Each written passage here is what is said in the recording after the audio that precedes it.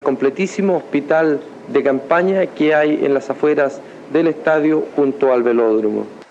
Lo más grave que ocurrió en esos tiempos es una obstrucción intestinal en un detenido brasileño. Y bueno, desgraciadamente este fue un caso letal.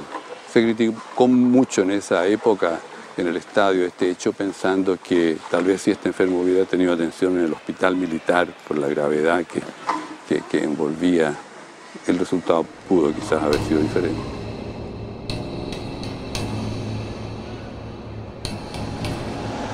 Vi a un grupo de gentes, hombres, compañeros, que tenían guardapolvo blanco absolutamente ensangrentado. Y me encontré con que eran trabajadores de la salud, que habían sido salvajemente golpeados. Yo llegué solo, pero me parecía mentira que donde yo había cosechado mis primeras grandes alegrías en el terreno profesional, esté también cosechando mis más grandes penas de aquel momento, ¿no? Ya han cortado la distancia. Me tocó a mí compartir con un muchacho que ahora es estudiante todavía de periodismo, después de muchos años estudió periodismo, se llama Mari Turrieta, y él fue torturado de manera salvaje. Yo estaba cerquita de él en la noche y la verdad es que no se podía dormir. Los gritos eran desgarradores. Entonces, eso te va creando además un problema psicológico, porque al otro día tú decías, a mí me toca mañana. Entonces tú ya llegabas debilitado, digamos, al interrogatorio. Que a mí se me efectuó allá atrás, en el velódromo del Estadio Nacional. Me llamo Juan René Muñoz Alarcón. Soy ex dirigente del Partido Socialista. Renuncié porque no estaba de acuerdo con algunas cosas. Los servicios de seguridad me encapucharon y me pasaron por las diferentes secciones donde estaban los detenidos. Reconocí a bastante gente. Muchos de ellos murieron. Y yo soy responsable de sus muertes.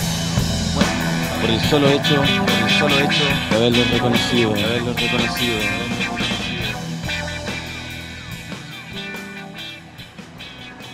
Era una persona que yo la vez que lo vi iba con un jean, una camisa, llevaba metido una bolsa de papel en la cabeza con 2 hoyos,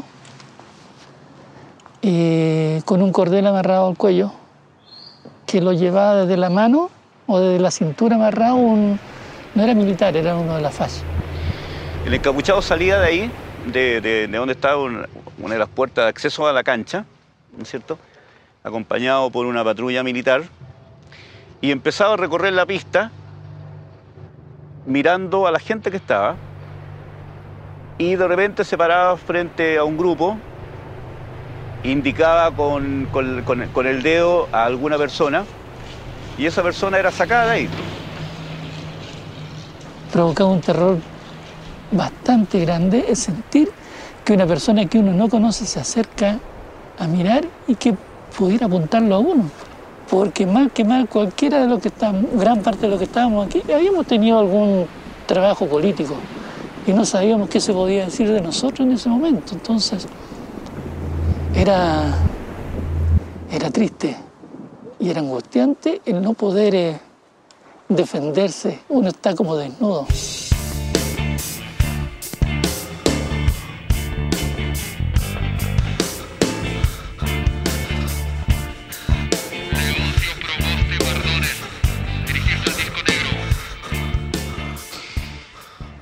El disco negro estaba a esa altura más o menos. Bueno, el disco negro era primero el terror que tenían los presos. Que era un disco negro que colocaron justo frente a la tribuna presidencial, ¿no? Casi al borde de la cancha. Bueno, ese punto negro que estaba allí era signo de tortura. Quien era llamado para allá era para ser torturado. Entonces cuando el compañero iba saliendo siempre había se le daba mucho ánimo, se le gritaba, se le palmoteaba. Yo todas las veces que vine al disco negro nunca fue para salir en libertad, sino que para ir al velódromo. Así que me llamaron 7 veces. Yo soy uno de los que tengo un buen récord en eso. de interrogatorios allá en el velódromo, que eran, seguramente ustedes están informados, eran interrogatorios, yo te diría bestiales. Así, ¿no? Yo recuerdo haber visto a la distancia cuando nos llamaban al Disco Negro, al Gato Gamboa, que después, él fue uno de los que cerró el estadio para irse a Chacabuco. Fue muy torturado el Gato Gamboa. Como fue muy golpeado también en este estadio el hijo del que era secretario general del Partido Comunista en aquel tiempo, Luis Corbalán.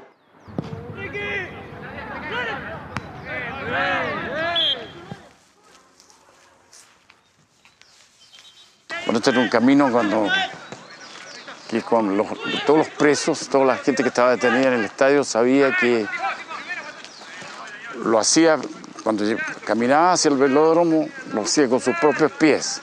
De vuelta ya no existía ninguna seguridad de eso. Lo más probable es que volvieran del brazo de sus compañeros, metidos en unas frazadas como camilla. Así que venir al velódromo era como irse al infierno.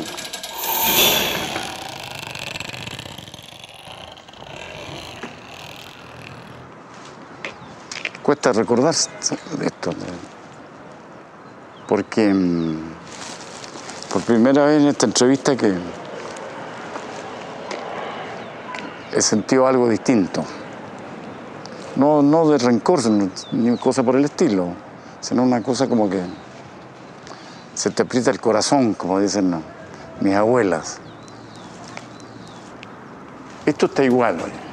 Claro que estaba pintado en esa época, ¿no? Igual.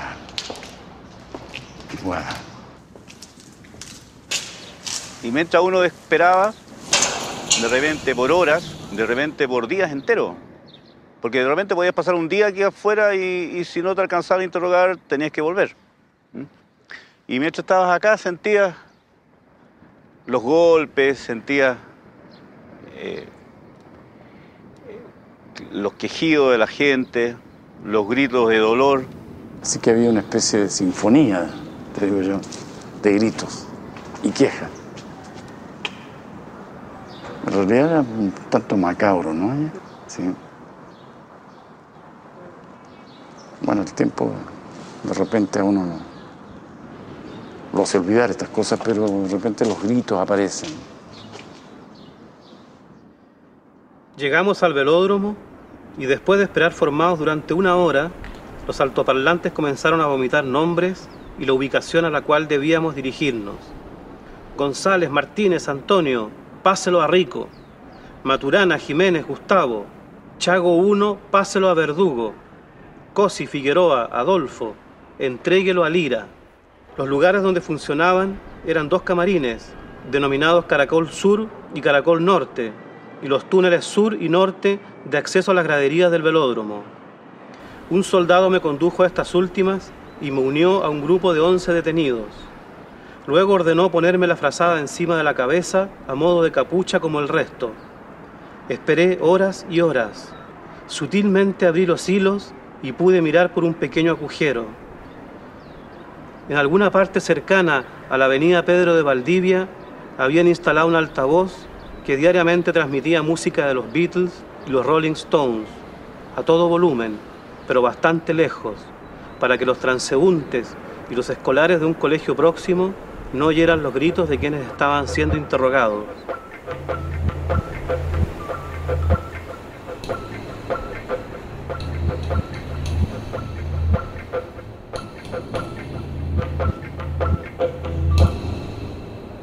Aquí había una mesa, ¿ya? En esa mesa había gente que tenía unas papeletas donde seguramente estaban como los antecedentes de uno. Y adentro habían escritorios donde habían interrogadores que venían y pedían una papeleta, así como una atención personalizada.